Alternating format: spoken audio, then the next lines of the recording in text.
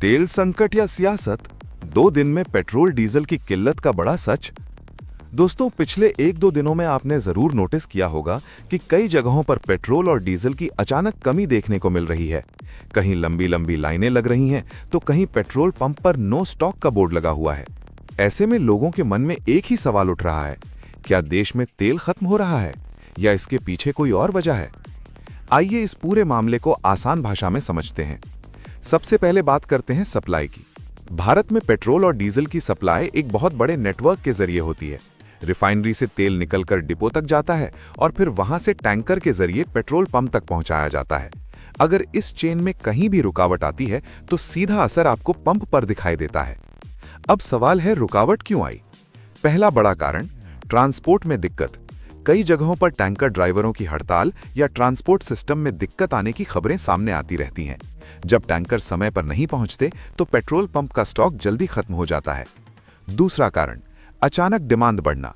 कभी कभी अफवाह फैल जाती है कि पेट्रोल डीजल की कमी होने वाली है। लोग घबरा जाते हैं और जरूरत से ज्यादा तेल भरवाने लगते हैं।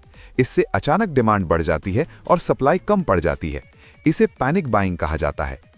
तीसरा कारण, इंटरनेशनल मार्केट का असर। भारत अपने कच्चे तेल का बड़ा हिस्सा विदेशों से मंगाता है।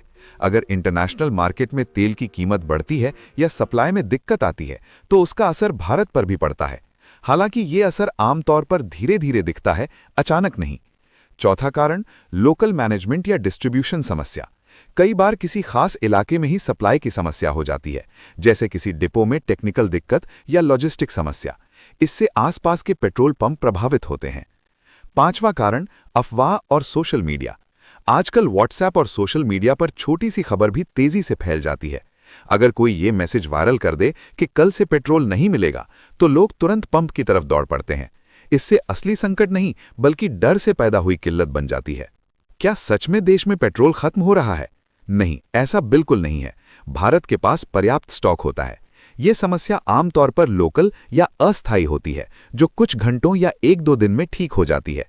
सरकार और ऑयल कंपनियां क्या करती हैं? जब ऐसी स्थिति आती है तो सरकार और ऑयल कंपनियां तुरंत एक्शन लेती हैं।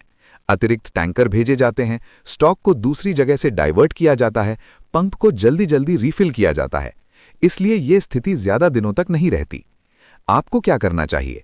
घबराकर ज्यादा पेट्रोल डीजल न भरवाएं, जरूरत के हिसाब से ही लें, अफवाहों पर ध्यान न दें, आधिकारिक खबरों पर भरोसा करें। निष्कर्ष तो दोस्तों, पेट्रोल डीजल की ये कमी कोई बड़ा संकट नहीं है, बल्कि ये ज्यादातर सप्लाई चेन में छोटी रुकावट और लोगों के डर की वजह से पैदा होती है। जैसे ही सप्लाई सामान्य होती है,